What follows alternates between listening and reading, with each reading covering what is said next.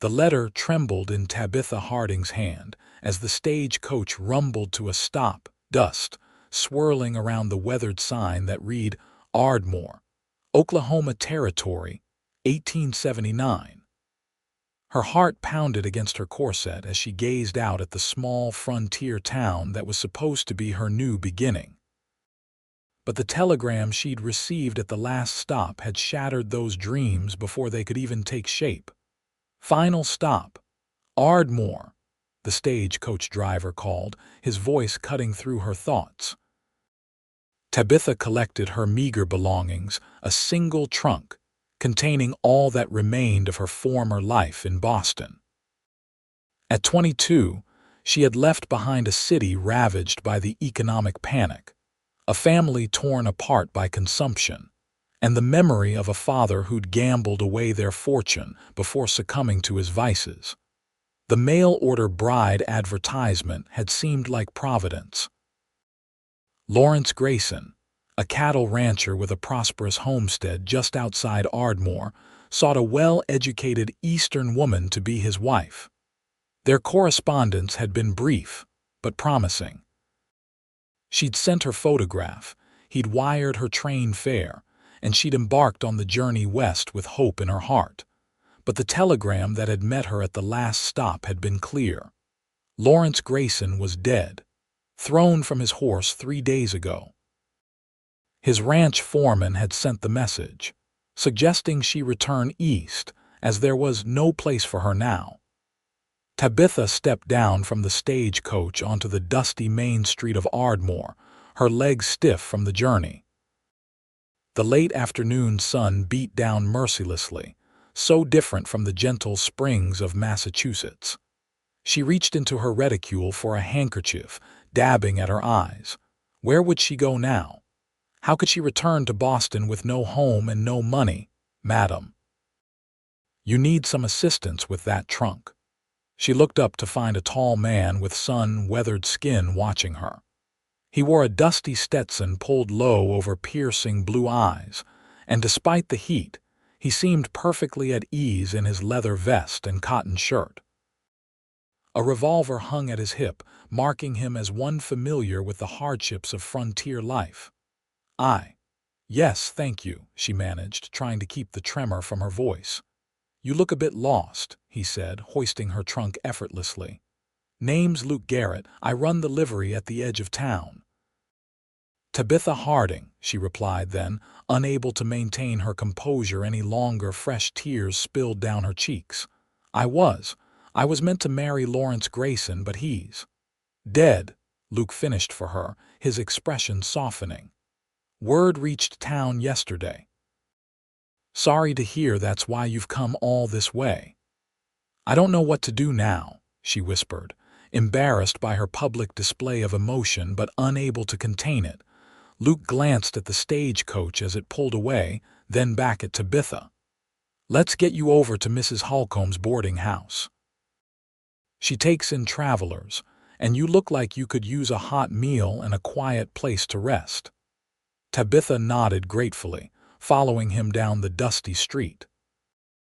Ardmore was smaller than she'd imagined, a single main street lined with wooden buildings, a few side streets with modest homes, a church steeple rising in the distance. It was nothing like Boston, yet there was something honest about its unpretentious nature. Mrs. Holcomb's boarding house proved to be a tidy 2-story structure with a wraparound porch. The older woman who greeted them had kind eyes and a no-nonsense manner that reminded Tabitha of her late grandmother. Another mail-order bride left stranded, is it, Mrs. Holcomb asked after Luke explained the situation. You're the third this year, poor dear. The West isn't kind to dreams. I'll take my leave now that you're settled, Luke said, setting down her trunk. Mrs. Holcomb will look after you. Thank you, Mr. Garrett, Tabitha said, managing a small smile despite her distress. Just Luke, he corrected with a tip of his hat before turning to go. Mrs. Holcomb showed Tabitha to a small but clean room on the second floor. Supper's at 6, she said. Rest a while. Things might look brighter after a good meal. But alone in the sparse room, Tabitha finally allowed herself to truly break down. She'd spent nearly every penny she had on appropriate clothing for her new life as a rancher's wife. She had less than $10 to her name, nowhere to go, and no prospects. The letter from Lawrence Grayson, filled with promises of a good home and a comfortable life, now seemed like a cruel joke. When she finally composed herself enough to wash her face and make her way downstairs for supper, she found the boarding house's small dining room occupied by several other guests. Mrs. Holcomb introduced her to a traveling salesman, an elderly couple visiting their son in the territory, and to her surprise, Luke Garrett. "Don't usually take meals here," he explained as she took the seat across from him, "but Mrs. Holcomb makes the best biscuits in 3 counties." Throughout the meal, Tabitha found herself watching Luke. He wasn't conventionally handsome like the suitors she'd known in Boston, but there was something compelling about his quiet confidence and the careful way he spoke. He clearly commanded respect from the others at the table, answering questions about local conditions and offering advice to the travelers. "What will you do now, Miss Harding?" the salesman asked as apple pie was served for dessert. Before she could formulate an answer that wouldn't reveal the depths of her desperation, Luke spoke up. "The school's been looking for a teacher since Miss Winters left to get married," he said. "You said you had some education." "I was a teacher's assistant in Boston," she replied, hope flickering briefly. "But surely they wouldn't hire a stranger with no references. Mayor's on the school board." "I could put in a word," Luke offered, then added with a slight smile, "Town's desperate enough they might not ask too many questions." After dinner, while the others retired to the parlor, Tabitha found herself alone with Luke on the front porch. The evening air had cooled and stars were beginning to appear in the darkening sky. In the distance, a coyote called, a mournful sound that resonated with the ache in her heart. "I don't understand why you're helping me," she said finally, breaking the comfortable silence. Luke leaned against the porch railing, studying her. "Been in Ardmore 15 years. Seen too many women come out here with stars in their eyes, only to have those dreams crushed by reality." "Is that what happened to your wife?" Tabitha asked, then immediately regretted her forwardness. "I apologize, that was presumptuous. Never married," he replied with a shrug. "Came close once, but she decided Wyoming offered better prospects than I did." He turned to face her fully. "Lawrence Grayson was a decent man, hard worker, built that ranch from nothing, shame what happened." "Did you know him well?" "Well enough. His foreman, Jenkins, now that's another matter. Man's had his eye on that ranch for years." Luke's expression darkened. "Wouldn't put it past him to try claiming it now that Lawrence is gone." "The telegram said I should return east," Tabitha said, remembering the curt message. "Bet it did," Luke muttered. "Listen, Miss Harding, I don't mean to pry, but did you and Lawrence have a formal arrangement? Any papers?" Tabitha reached into her reticule and withdrew a folded document. "We had a marriage contract, signed and witnessed before I left Boston. He sent it with the train fare," her voice faltered. "Not that it matters now." Luke took the paper, reading it carefully in the fading light. "Actually," he said slowly, "this might matter a great deal. According to territorial law, a marriage contract like this gives you certain rights to his property, even if the marriage wasn't performed." Hope and confusion warred within her. "What are you saying?" "I'm saying Jenkins might have been quick to send you packing for a reason." He handed the contract back to her. "You should talk to Judge Wilson tomorrow, and maybe ride out to the Grayson Ranch after that." "I couldn't possibly, Miss Harding," Luke interrupted gently. "You came all this way to start a new life. Seems to me you've earned the right to at least see what you're walking away from." The next morning, After a restless night filled with troubling dreams, Tabitha found Luke waiting for her in the boarding house parlor. He'd arranged for her to meet with Judge Wilson, who confirmed what Luke had suggested. Her contract, combined with Lawrence's death prior to their intended marriage, gave her legal standing to at least inquire about the ranch. "It's not a guaranteed claim," the judge warned, his spectacles perched on the end of his nose as he examined the document again. "But it's enough that Jenkins can't just send you away without consideration." "I'll take her out to the ranch," Luke offered. "Make sure she gets a fair hearing." The judge nodded approvingly. Good man, Garrett. Always did have a strong sense of justice. An hour later, Tabitha found herself in Luke's wagon, heading out of Ardmore toward the Grayson Ranch. The landscape opened up before them, rolling prairie dotted with stands of oak and elm, the horizon stretching endlessly beneath a vast blue sky. "It's beautiful," she breathed, taking in the wildflowers that carpeted the roadside. "Different kind of beauty than you're used to, I expect," Luke replied, a hint of pride in his voice.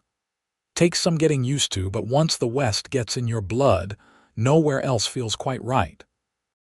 As they crested a hill, the Grayson Ranch came into view, a substantial house with a wide porch, several outbuildings, corrals filled with cattle, and beyond them, grassland extending to distant hills. "Lawrence did well for himself," Luke commented. "Started with nothing but a claim and a few head of cattle. Built all this in 10 years. A knot formed in Tabitha's stomach as they approached. What right did she have to any of this, based on nothing but letters exchanged with a man she'd never met? Yet something compelled her forward, perhaps the same courage that had brought her west in the first place. A hard-faced man with a week's growth of beard emerged from the barn as they pulled up to the house. His eyes narrowed at the sight of Luke, then shifted suspiciously to Tabitha. "Garrett," he acknowledged coldly, "what brings you here? And who's this?" "Jenkins," Luke returned just as coolly. "This is Miss Tabitha Harding, Lawrence's intended bride." Jenkins spat on the ground. "Too late for that now. Man's buried out back." Tabitha flinched at his callousness, but straightened her spine. "I received your telegram, Mr. Jenkins. I'm sorry for Mr. Grayson's passing." "Then you know there's nothing for you here," Jenkins replied, his hand resting casually near the gun at his hip. "Best get back on that stagecoach, miss." "Actually," Luke interjected, "Miss Harding has a legal marriage contract with Lawrence. Judge Wilson says that gives her certain rights regarding the estate." Jenkins's face darkened. "Lawrence didn't leave no will. Ranch goes to his kin." "He had no kin," Luke countered. "Nearest relative was a cousin back east who hasn't been heard from in years." "Then it goes to whoever's been running it," Jenkins insisted. "That'd be me." "The law might see things differently," Luke said mildly, though Tabitha noticed how his posture had subtly shifted, ready for trouble. A tense silence fell, broken only by the distant lowing of cattle. "I'd like to see where he's buried," Tabitha said suddenly, surprising herself with the steadiness in her voice. "If you don't mind." Jenkins looked as if he very much did mind, but after a moment's hesitation, he jerked his head toward a small fenced area beneath an oak tree behind the house. "Help yourself. Don't change nothing." Tabitha walked slowly to the simple grave, marked with a wooden cross bearing Lawrence Grayson's name and the date of his death just 1 week ago. She stood there, trying to summon some emotion for the man she'd agreed to marry, but found only a hollow sadness for a life cut short and dreams unfulfilled. When she returned to the wagon, she found Luke and Jenkins in a heated discussion that ceased abruptly as she approached. "Mr. Jenkins was just explaining how Lawrence died," Luke said, his tone suggesting he found the explanation lacking. "Thrown from a horse while checking the north pasture. Alone." "Accident happens," Jenkins said defensively. Man wasn't as good a rider as he thought. Strange, Luke mused. I recall Lawrence winning the rodeo competitions 3 years running. Jenkins's hand twitched near his gun. What are you implying, Garrett? Not implying anything, Luke replied evenly. Just noting it's convenient how you're positioned to take over now.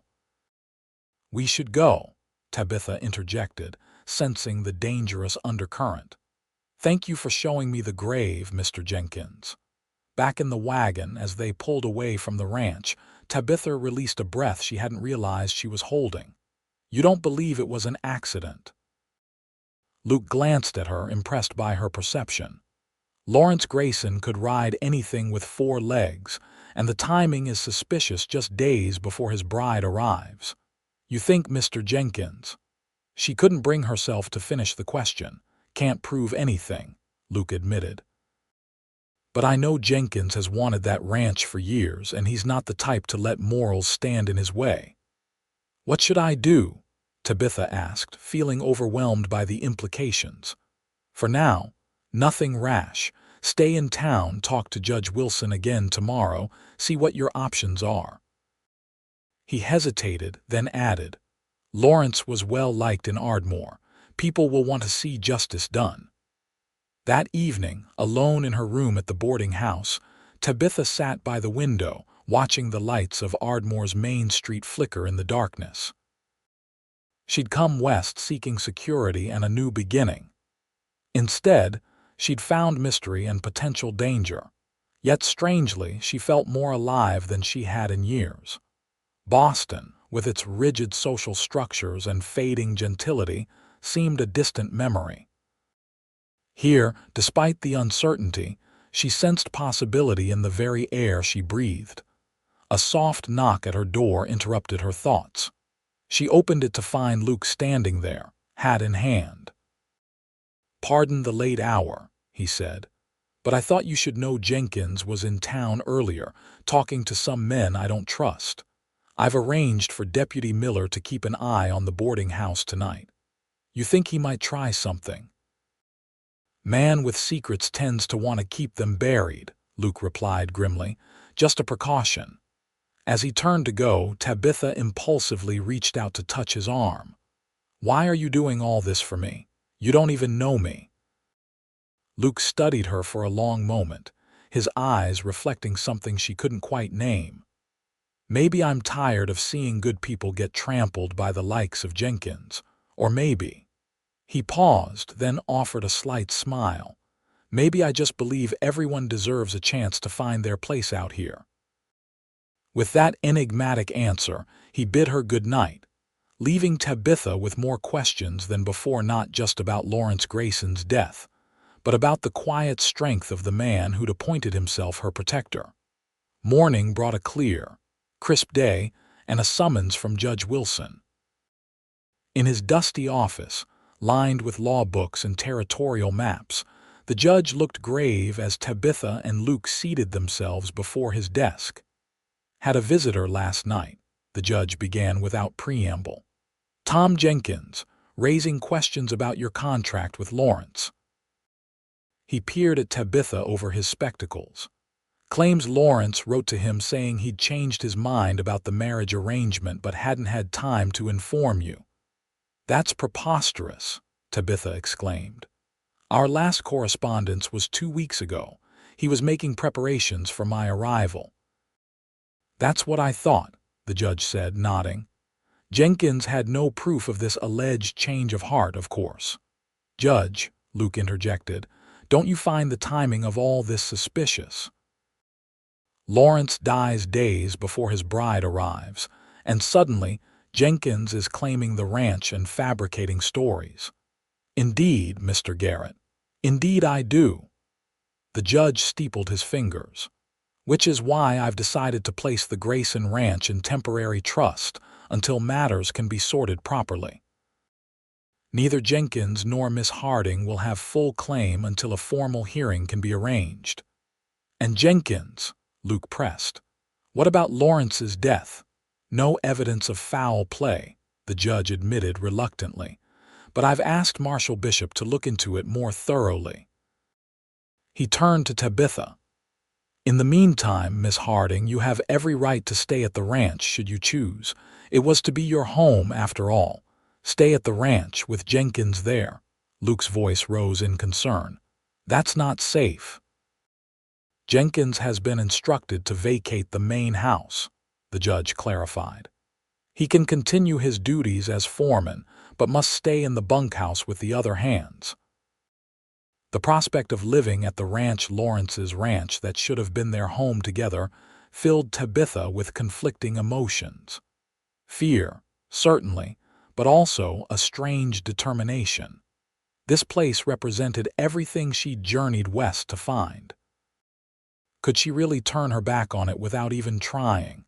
"I'll stay there," she decided, lifting her chin, "at least until the hearing." Luke looked like he wanted to argue, but instead asked, "When could she move in?" "Today, if she wishes," the judge replied. "I've already sent word to Jenkins." "Then I'll escort her out there," Luke said firmly, "and I'll be checking in regularly." The judge smiled knowingly. "Somehow I thought you might, Mr. Garrett." By mid-afternoon, Tabitha found herself standing in the main room of what should have been her marital home. The Grayson Ranch house was surprisingly comfortable, well built with solid furniture, shelves lined with books, and large windows that let in the prairie light. It spoke of a man who valued permanence and comfort over ostentation. "Lawrence had good taste," Luke commented, carrying her trunk into what would have been her bedroom. "Built most of this furniture himself during winter months. He seems to have been a remarkable man," Tabitha said softly, running her fingers over a finely crafted dining table. "I wish I could have known him." Luke paused, studying her.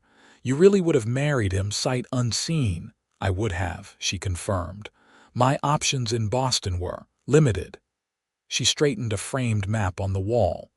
Besides, his letters revealed a thoughtful, hard-working man. "In many ways, that tells you more about someone than their appearance or social graces."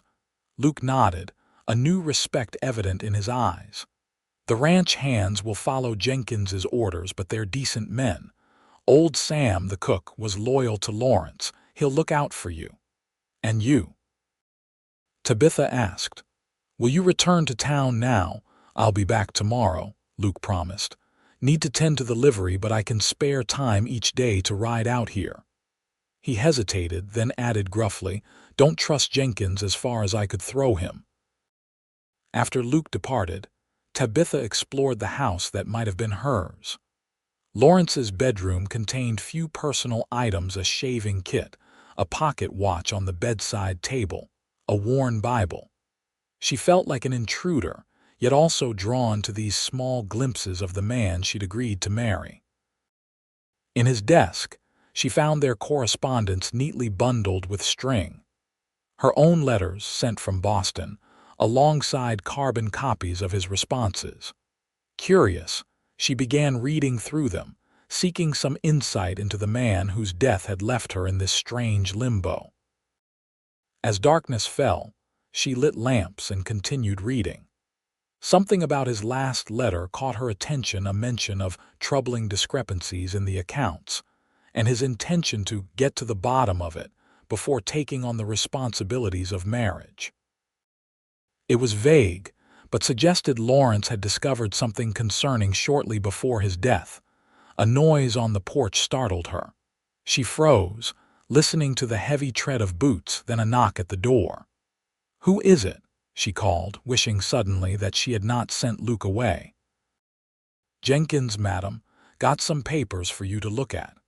Reluctantly, Tabitha opened the door but kept the chain latched. Jenkins stood on the porch, a folder in his hands, his expression unreadable in the dim light. "Judge says you need to sign these," he said, pushing the folder through the narrow opening. "Ranch supply orders." Tabitha took the folder cautiously. "I'll look them over and return them tomorrow." Jenkins's foot wedged in the door before she could close it. "Need them tonight." "Suppliers coming at dawn." "Then I'll review them now and bring them to the bunkhouse," she replied firmly, trying to mask her fear. Jenkins stared at her for a long moment, then withdrew his foot. "Don't take too long." Once he'd retreated down the porch steps, Tabitha quickly locked the door and examined the papers. They appeared to be legitimate supply orders, but the quantities seemed excessive for a ranch of this size, and the delivery address wasn't the Grayson Ranch at all, but a location some 20 miles north. Her suspicions aroused, she looked more carefully at Lawrence's ledgers, comparing them to the orders Jenkins wanted her to approve. The discrepancies were obvious even to her untrained eye: funds being diverted, cattle numbers manipulated, profits that should have been recorded going unaccounted for. "This is what Lawrence discovered," she murmured to herself. "Jenkins has been stealing from the ranch." The realization sent a chill through her. If Lawrence had confronted Jenkins about the embezzlement, it provided a powerful motive for murder.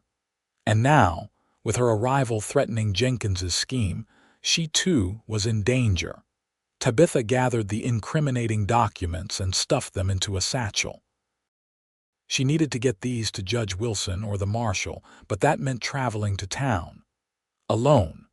At night, a floorboard creaked somewhere in the house. She froze, listening intently. There it was again, the unmistakable sound of someone moving stealthily down the hallway toward the study. Heart pounding, Tabitha blew out the lamp and moved silently to the window. She could make out two shadowy figures by the bunkhouse, which meant whoever was in the house with her was not alone. The door to the study began to open slowly. With no time to think, she pushed up the window, grabbed the satchel of documents and slipped out into the darkness, keeping low beneath the window line. The cool night air hit her like a physical force as she crept along the side of the house, desperate to reach the stable where she knew a horse was kept saddled for emergencies. Behind her, she heard a muffled curse as her absence was discovered, then the sound of heavy boots on the porch. "Find her," Jenkins's voice carried in the still night. "She's seen the ledgers." Tabitha ran then, abandoning stealth for speed, racing across the open yard toward the stable. A shout went up behind her, followed by the crack of a gun. The bullet whistled past her ear, spurring her to greater speed. Inside the stable, she fumbled in the darkness for the saddle and reins, her hands trembling so badly she could barely manage the buckles. The horse, sensing her fear, danced nervously. "Check the stable." Jenkins shouted from outside. With no more time, Tabitha swung herself into the saddle, clutching the satchel to her chest with one hand and the reins with the other. She'd never been an accomplished rider, but fear proved a powerful teacher. As the stable door swung open, she dug her heels into the horse's flanks and burst out the back entrance, nearly trampling the startled ranch hand who'd come to investigate. "She's getting away," the man yelled, scrambling out of her path. Tabitha bent low over the horse's neck as they galloped into the darkness, heading not toward town, which Jenkins would expect, but north, toward where Luke had mentioned there was a neighboring ranch. If she could reach it, she might find help. Behind her, she could hear the sounds of pursuit, hoofbeats and shouting, but the night was on her side. The darkness and her unfamiliar silhouette on horseback made her a difficult target, and gradually the sounds faded as she put distance between herself and her pursuers. The horse, well-trained and familiar with the terrain, carried her safely across the rolling prairie. As the moon rose higher, Tabitha could make out landmarks: a distinctive rock formation, a creek crossing that Luke had pointed out during their rides. Just when she thought her strength would give out, lights appeared ahead, the welcoming glow of a ranch house. As she approached, dogs began barking, alerting the inhabitants to her arrival. A man emerged onto the porch, rifle in hand. "Who goes there?" "Please help me," Tabitha called, her voice hoarse from exertion and fear. I'm Tabitha Harding from the Grayson Ranch. Men are after me. The man lowered his rifle slightly. Lawrence Grayson's mail-order bride. Yes, she confirmed, sliding shakily from the saddle. Lawrence is dead, and I believe his foreman killed him. He tried to kill me too just now. The rancher, a weathered man in his 50s, motioned for her to come inside. I'm Samuel Carson. My boy can stable your horse. He called to someone inside the house, and a young man appeared to take the reins. Inside, Mrs. Carson, a kind-faced woman with gray-streaked hair, wrapped Tabitha in a blanket and pressed a cup of hot coffee into her hands while she explained everything, the suspicious circumstances of Lawrence's death, the embezzlement she'd uncovered, and Jenkins's pursuit. We need to get word to Marshal Bishop, Mr. Carson said grimly. Jenkins and his men could be here by morning. Is there another ranch nearby where I could go? Tabitha asked, not wanting to endanger these kind people. Nearest one belongs to Luke Garrett, Mrs. Carson replied. About 5 miles east of here. Tabitha nearly dropped her cup. Luke owns a ranch, but he runs the livery in town. Mr. Carson chuckled. Livery's just his side business.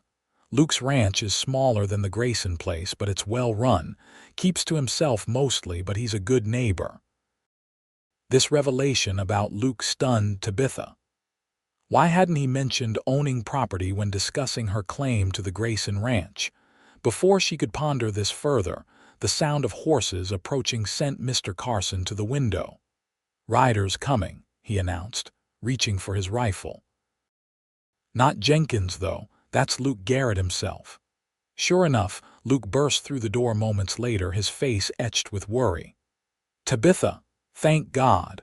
Old Sam rode to town when he saw Jenkins and his men searching for you, said there'd been gunfire. I'm fine, she assured him, inexplicably moved by his concern. But Jenkins discovered I found evidence of his embezzlement. I think that's why he killed Lawrence. I always suspected Jenkins was stealing, Luke said grimly, but could never prove it. Well, I have proof right here. Tabitha patted the satchel that hadn't left her side. Ledgers, receipts, everything showing how he's been siphoning money and cattle for years. Luke's expression hardened. Marshal Bishop's gathering a posse. They'll be at the Grayson Ranch by dawn. He turned to Mr. Carson. Sam, can Mrs. Carson stay with your wife? I want to get her to my place tonight. It's more defensible if Jenkins comes looking.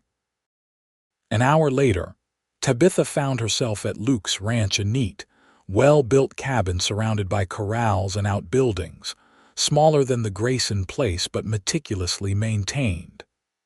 Inside, the cabin was surprisingly comfortable, with handcrafted furniture not unlike what she'd seen at Lawrence's home. You should have told me you were a rancher, she chided gently as Luke built up the fire. He looked almost embarrassed. Didn't seem relevant at the time. Besides, compared to Grayson's spread, mine's hardly worth mentioning.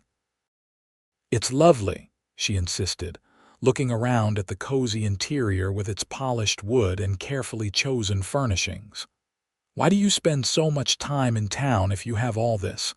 Luke was quiet for a moment, stoking the fire.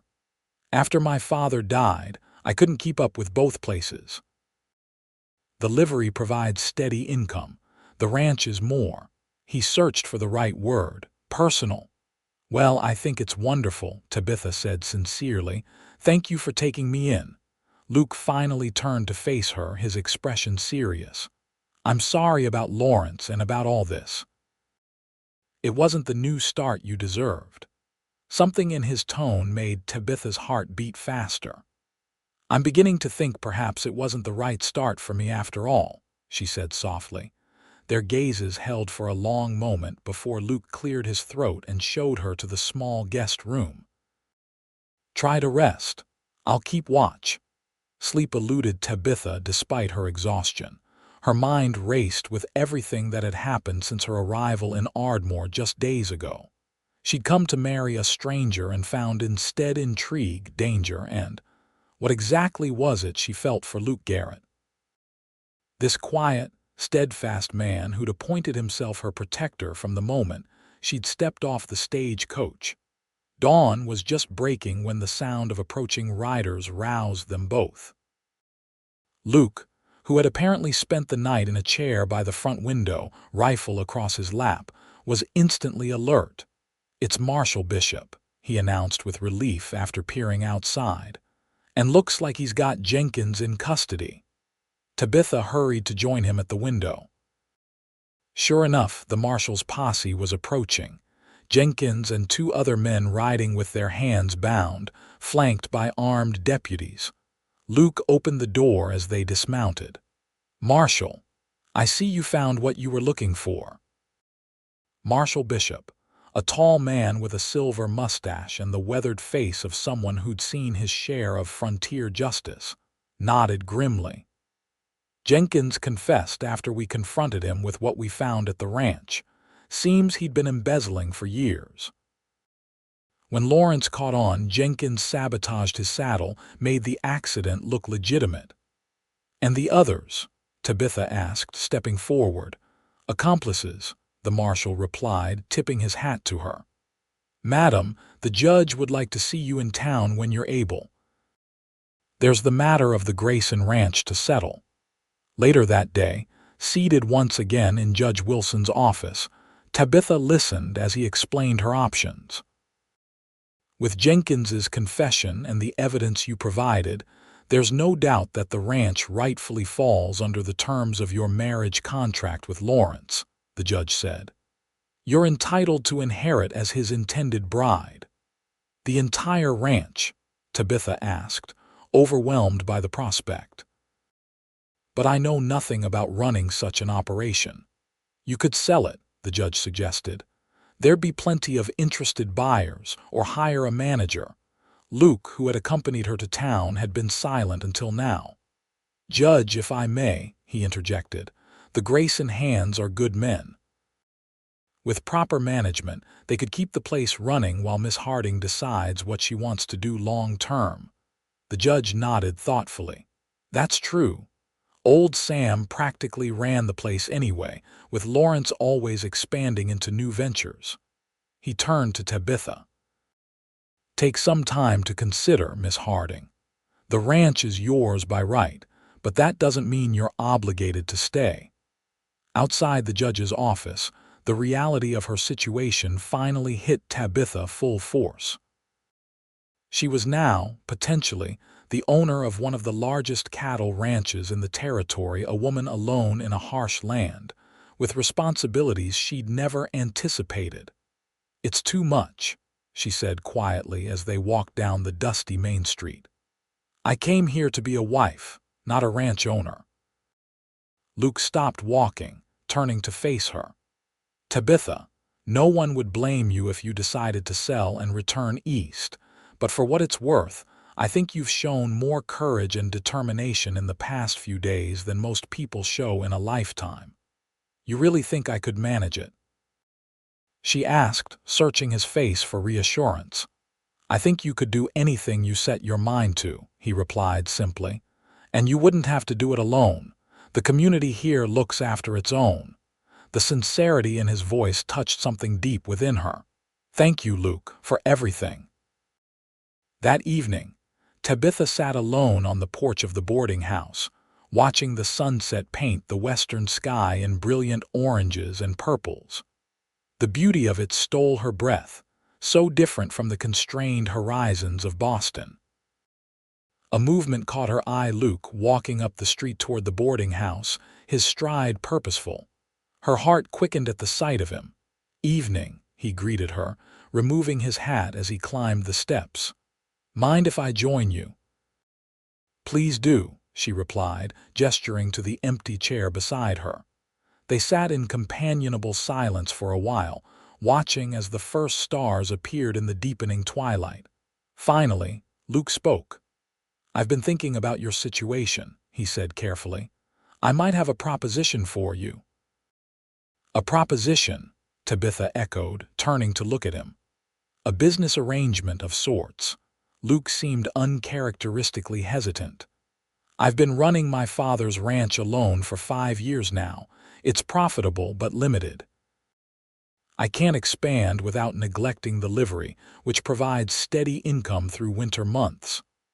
"I'm not sure I follow," Tabitha said, though her pulse had quickened. Luke took a deep breath. "What if we combined operations? The Grayson Ranch has the size and the hands but needs management. My place is smaller but well established. Together, they'd make one of the most successful operations in the territory." "You're proposing a business partnership," Tabitha clarified, uncertain whether to feel disappointed or relieved. "To start with, yes," Luke confirmed, then added more softly, "though I'd hope in time it might become more." The simple honesty of his statement made Tabitha's breath catch. "Luke, are you courting me?" A smile tugged at the corners of his mouth. "Not very skillfully, it seems." He turned to face her fully. "Tabitha, I know we've only known each other a short time and you came here expecting to marry another man, but these past days have shown me what kind of woman you are: brave, intelligent, resilient. The kind of woman a man would be proud to build a life with." Tears pricked at Tabitha's eyes, not of sadness but of unexpected joy. "I don't know what to say." "You don't need to say anything now," Luke assured her. "Consider the business proposition first. It makes sense regardless of other considerations." But Tabitha knew her heart already. In the space of just a few days, this quiet, steadfast man had become more important to her than she could have imagined possible. She'd come west seeking security and found instead something far more precious: the possibility of a love based on mutual respect and shared values. "I think," she said slowly, "that it's an arrangement worth exploring, both aspects of it." The hope that dawned in Luke's eyes was answer enough. He reached out tentatively, taking her hand in his. "We'll take it as slow as you need, Tabitha. There's no rush." 2 weeks later, Tabitha stood on the porch of the Grayson Ranch house, her house now, according to the papers Judge Wilson had finalized. The early summer breeze carried the scent of wildflowers and the distant lowing of cattle. In the corrals, the hands were breaking new horses, their whoops and calls creating a backdrop to the rhythmic work of ranch life. Luke rode up, having spent the morning checking fence lines on the north pasture. The sight of him still made her heart skip a beat, even after these weeks of working side by side to integrate their operations. "The herd looks good," he called as he dismounted. "Old Sam says we might be ready for the cattle drive to Kansas City earlier than expected." "Wonderful news," Tabitha replied, coming down the steps to meet him. She'd exchanged her Eastern dresses for more practical attire, a split riding skirt and sturdy blouse that allowed her to participate in the daily work of the ranch. "Judge Wilson sent word that the last of Jenkins's men have been sentenced. 6 years in territorial prison." Luke nodded approvingly, leading his horse toward the water trough. "Justice served, finally." Tabitha followed, enjoying the simple pleasure of his company. "I've been thinking about what you said about combining our properties officially." "And?" Luke asked, trying to sound casual though she could see the tension in his shoulders. "I think it's time," she said simply, "for all of it." He turned to her, hope and uncertainty warring in his expression. "Tabitha, are you sure? It's only been long enough to know my own mind and heart," she interrupted gently.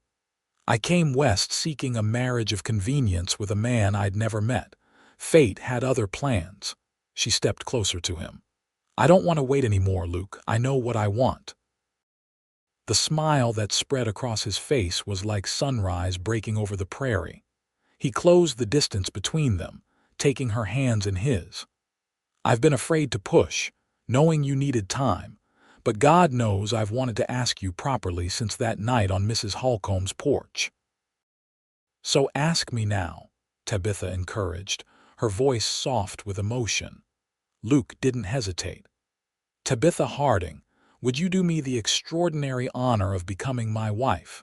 Not for convenience or property or any reason except that I've come to love you more than I thought possible."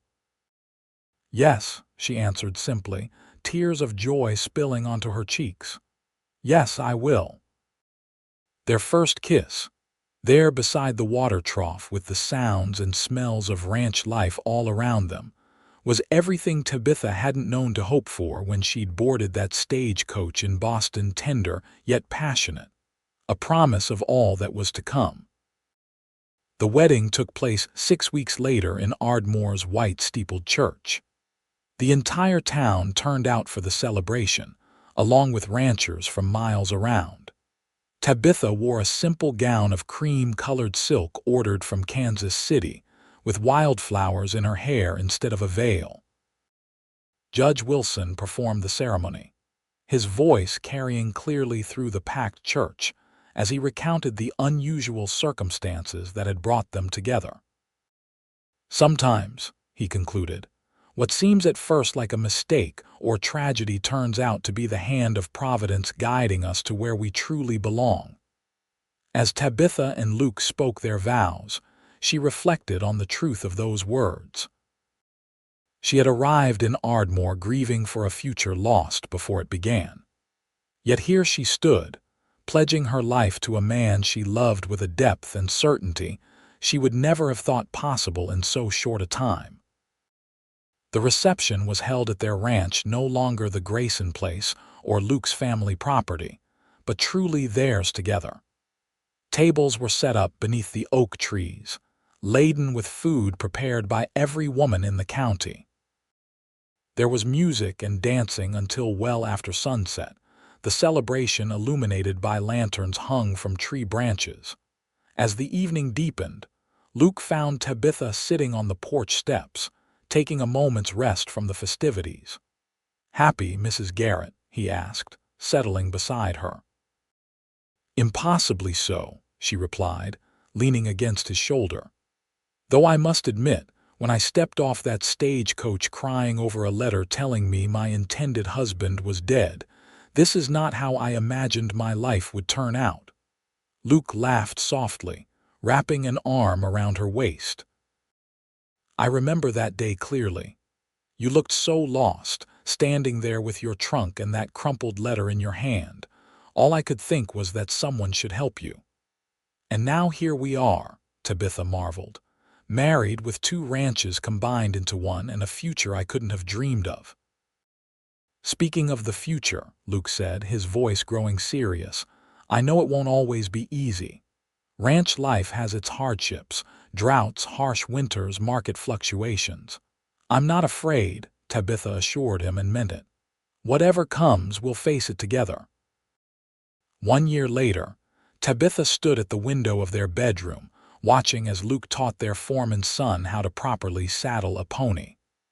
The scene filled her with a contentment so deep it bordered on reverence.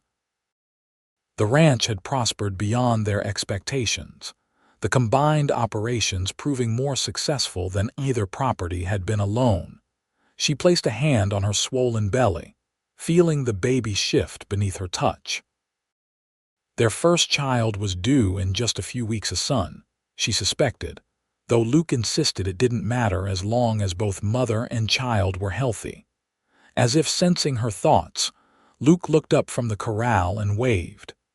Tabitha waved back, marveling at how completely her life had transformed. The mail-order bride who had arrived in Ardmore weeping over a letter had found not just a home but a true partnership, one based on love rather than convenience. That evening, as they sat together on the porch after supper, a habit they'd maintained since their courtship, Luke brought out a small package wrapped in brown paper. "What's this?" Tabitha asked, taking it curiously. "Anniversary gift," Luke replied with a smile. 1 year since you arrived in Ardmore." Inside the package, Tabitha found a leather-bound journal with her initials embossed in gold on the cover. "I thought you might want to write down our story," Luke explained. "For the baby and maybe someday for their children." how a mail-order bride meant for another man found her way to the right one instead. Tears of happiness blurred Tabitha's vision as she traced the initials on the journal's cover. "It's perfect, thank you." Luke took her hand, his thumb gently caressing her wedding band. "Do you ever regret it? Coming west to marry a man you'd never met?" "Never," Tabitha replied without hesitation. "How could I regret the journey that led me to you? Sometimes the wrong path takes you to exactly the right place." As twilight settled over the prairie, painting the land in hues of purple and gold, Tabitha leaned against her husband's shoulder, content in the knowledge that she had found not just a home but a true belonging in this wild, beautiful country.